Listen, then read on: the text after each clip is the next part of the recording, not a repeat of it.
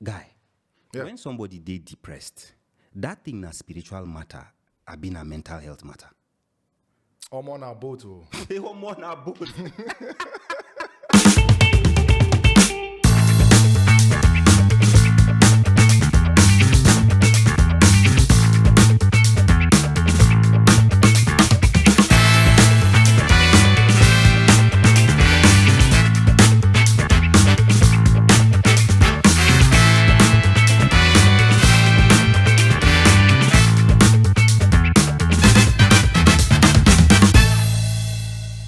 Hello everyone, welcome back to B's Corner Podcast with your guy Biama Joseph Ayuba, aka B, and I still have with me my very good friend Rampi. Yes, sir. I told y'all I can't mention the second name. He tried to teach me, but Mona live in a spiritual China. Now we're talking about the struggles of the church guy, right? And it is the personal struggle edition. In this conversation, it is the mental health struggles, that mask themselves as spiritual struggles. Now, I've already said they mask themselves, right?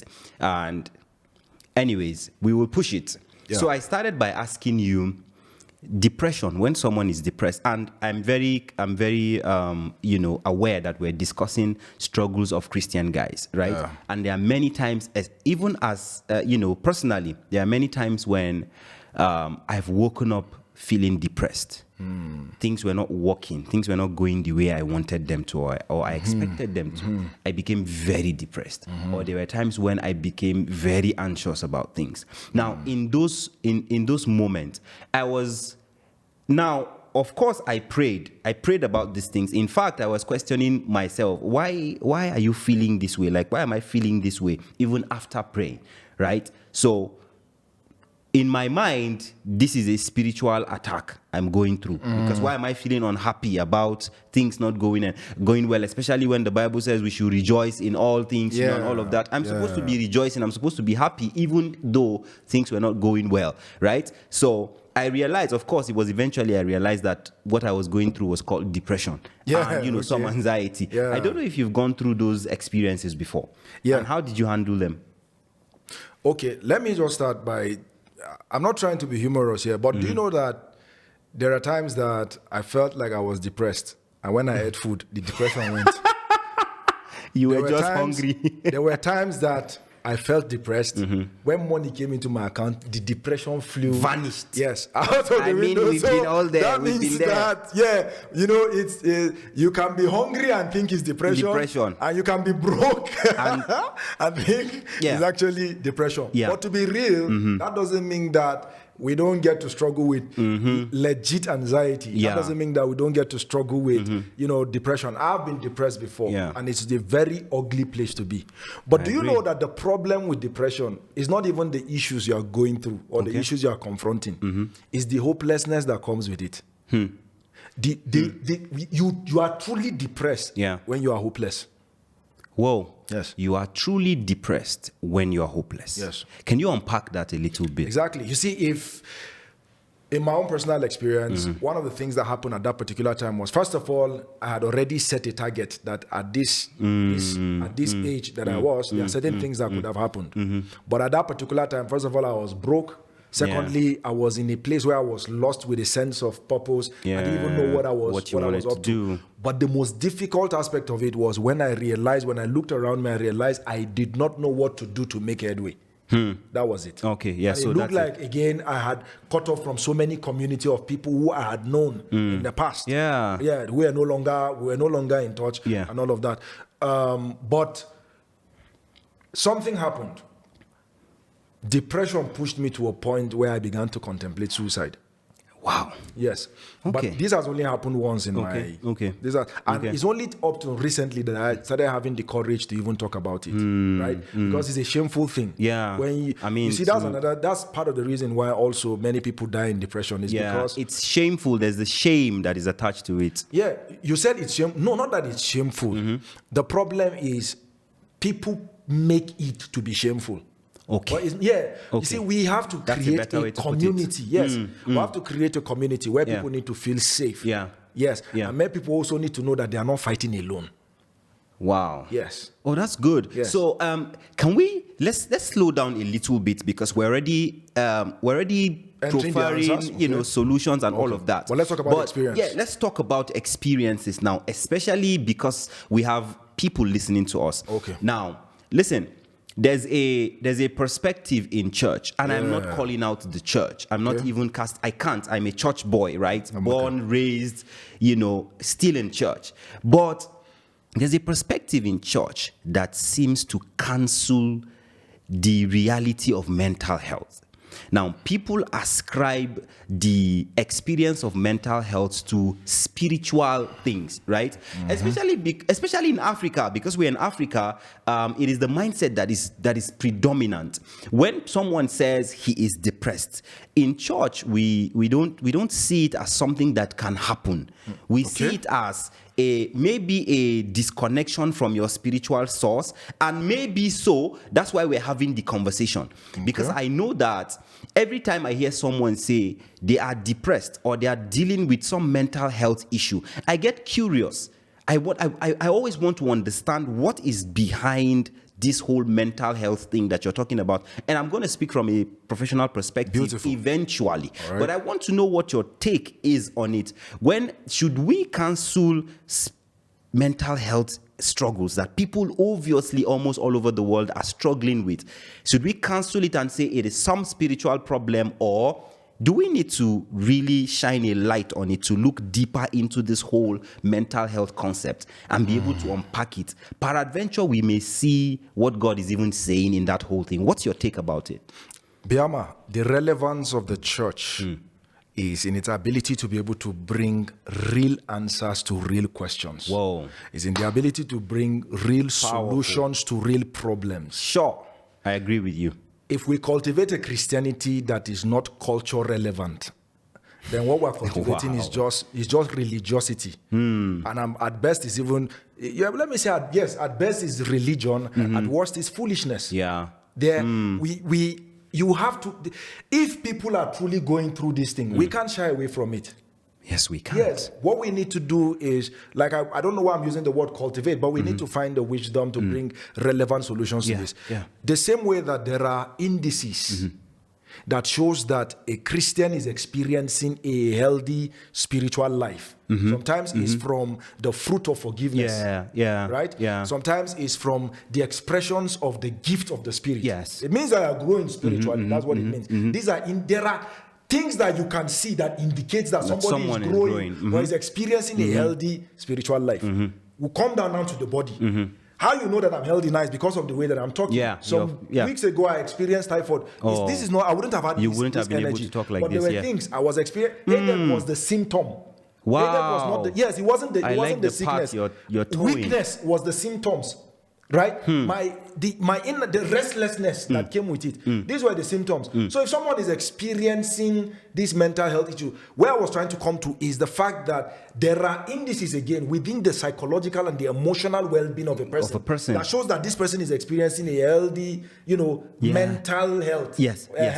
Now, if the people are experiencing an anxiety and they're experiencing, we're not saying that some things are not triggered by spiritual forces. We're too intelligent to say that. Yes, to sideline it and say some things are not really spiritual. But I told you now that the time I thought I was depressed, but hunger cleared it. Money cleared the whole issue. This is exactly what we're just trying to say. Wow. We should never eliminate such matters. In fact, this should be an open door, an opportunity for us to really sit down and seek for answers from the scriptures. Even Jesus spoke about peace. And if you read the Bible, you understand that the peace is not the absence of a turbulence. Peace is the state of mind in the presence of the turbulence. Whoa. That's what it means. Whoa. But there's something that you have in you that will make you to be at peace, or there's something you know, or someone you know. So, by implication, you're saying that there's an understanding that even people who are going through mental health struggles, quote and unquote, need to come into. Because now, from a professional point of view, because I worked in the field of counseling and all of that in a mental health facility for a number of years, I it wasn't necessarily something I set out to do with my life, but I think that God saw that I needed to toe that path to bring me into, an understanding. Remember, I told you that every time I heard about mental health in the past, I became curious. Now God gave me the opportunity to see it firsthand. And to learn. Because I think I was part of the people. Again, I'm not calling out the church, but I think I was part of those who, when they heard mental health, were quick to say, no, you don't have a sound relationship with God or something, or you're not praying right? Until God gave me the opportunity to interact with people who were going through circumstances. Now, you would sit with a man who had everything they needed. Exactly. Everything they needed. If you're talking money, they had money. They had everything. Yeah. But somehow they just couldn't coordinate themselves as people should. So every time they were waking up with some struggle, all of anxiety. that. And I had the privilege to have conversations with them.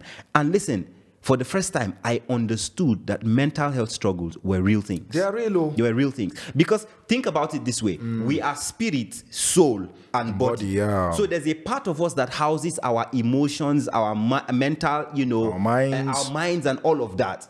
So it means that, like you said, if the body can fall sick, maybe malaria, typhoid, all of those things, it means that even the mind, the soul can become sick, right? So it is something to pay attention to. So with those experiences, I wasn't too quick anymore to write off someone who spoke along the lines of mental health. But listen, do we have people who are hiding behind mental health struggles just to escape, I don't know, the realities of life? Do we have people who are hiding behind that whole tag mental health?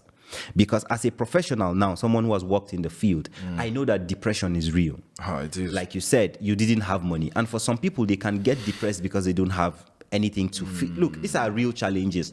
You wake up as a father in your house, you don't have nothing to give your children, your wife, people who are looking up to you. It is easy to get depressed. Do you understand?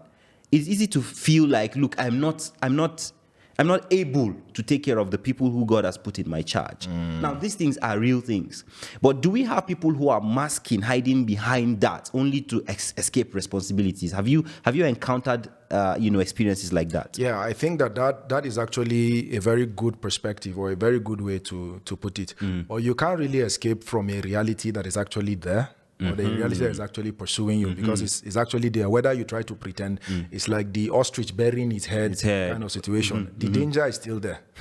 As a matter of fact, you have made yourself even more liable to, being caught up in the vortex of the dangers that you're trying to hide yourself away from. But there's another thing again. Do you know, while you were even talking, I got to realize that there are also people who, once upon a time, you didn't have a job. Yeah. Now you had a job and you're working and you realize that you're still depressed and unsatisfied. Not satisfied. Then you thought maybe it's a salary raise that will help. Then you got the salary raise. Then after a while, you don't realize that the problem keeps on coming and all of that. What do you think is the solution to this problem? You see, let me tell you the truth is, one thing I've learned, and I learned it the hard way, is that we have to learn to work hard on ourselves more than we work hard on even our jobs or our works out there.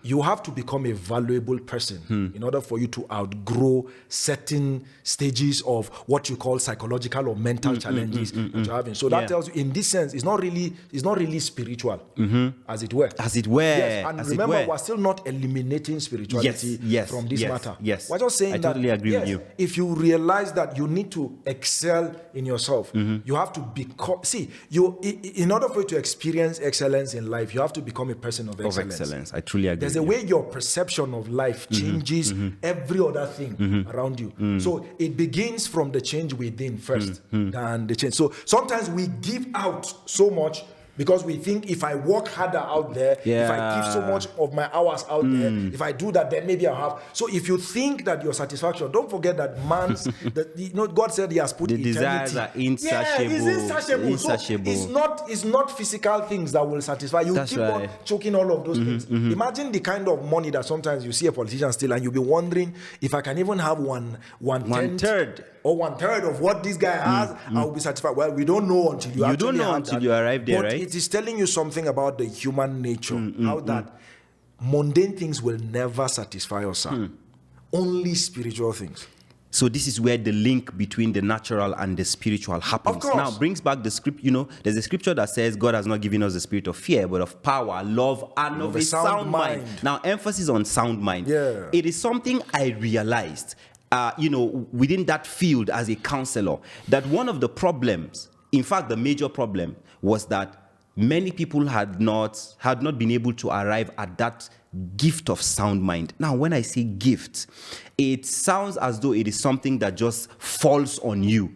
Meanwhile, you have expounded how we can even arrive there. Like you said, if you want to become a person of excellence, if you want to pursue excellence, right, you have to become a person of excellence. Now, sometimes I've had to sit down with people and journey with them. Of course, I worked in a faith-based organization, so everything we did revolved around scripture. That's why I said the spiritual and the natural must marry before we find the true solution. So I had to walk people through the realities that were found in scripture to bring them to the realization that, look, mundane things, everything around will never bring you to the place of true peace until you find the peace that God has given, right?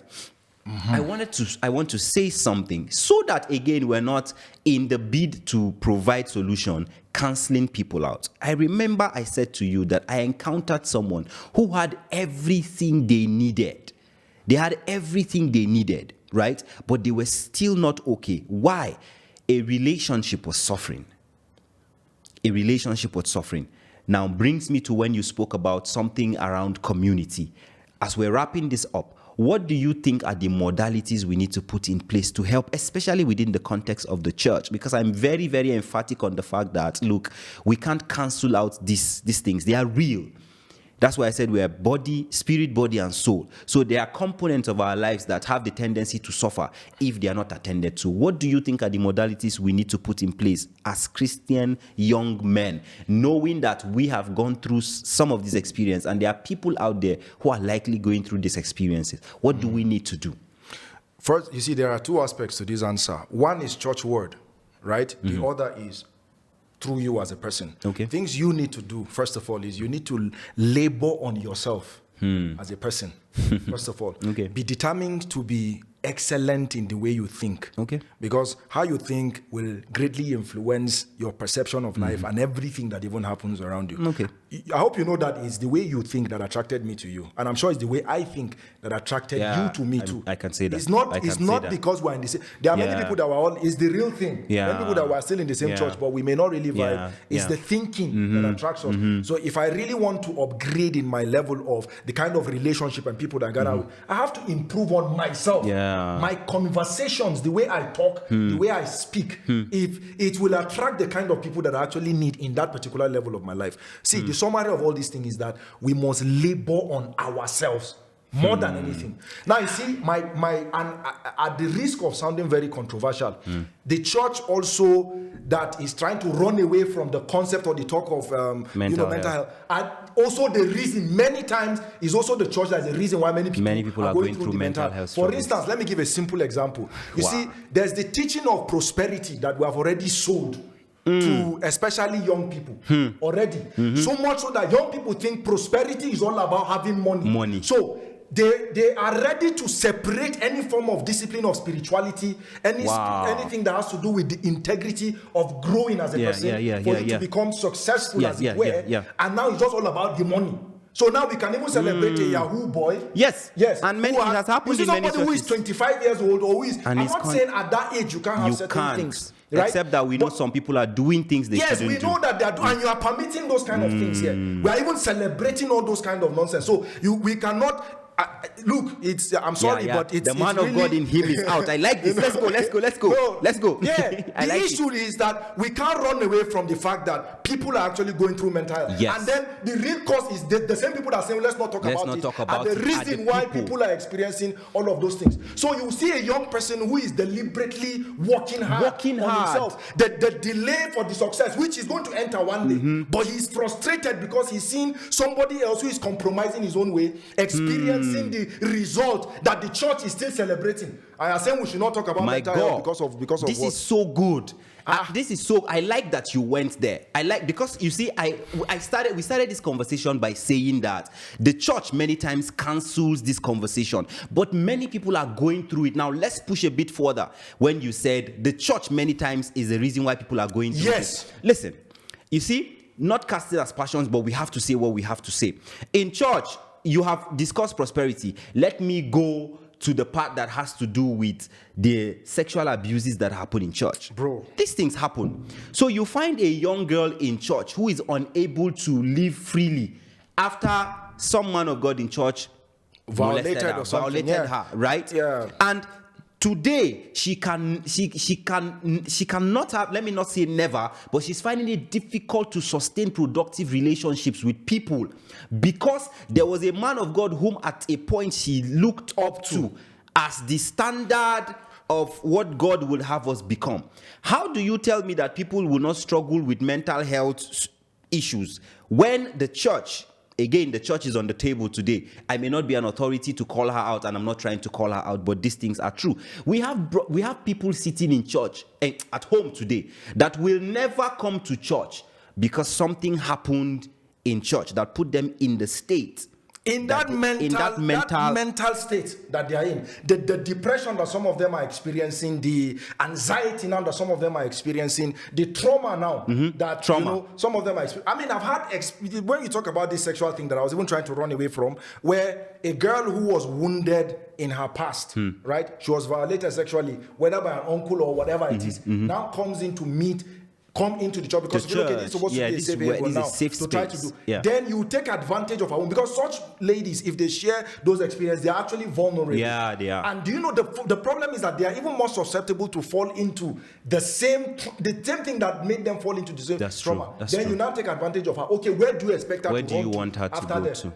Wow. They will run to them. They will run in themselves. They will close up. They are not going to close in. Yeah. And that's when the explosion of some of all those traumatic experiences comes in. So please. So these things are real. I'm calling out the man of God out of my friend Rampi, and I like it. I really like it. Now, the truth is, we're not trying to be humorous. We're not trying to cast aspersions on the church. We're not trying to call her out. And like I said, I'm saying this very consciously. We don't believe that we're authorities to do that. But because we're talking about the struggles of the church boy, we have even entered into the struggles of the church girl. These things are true. We have young people out there who no longer believe in what's the English word now, in the integrity of the church. Exactly. Because certain things have happened and are still happening, right? Now, we are moving on to wrap up this conversation, yeah?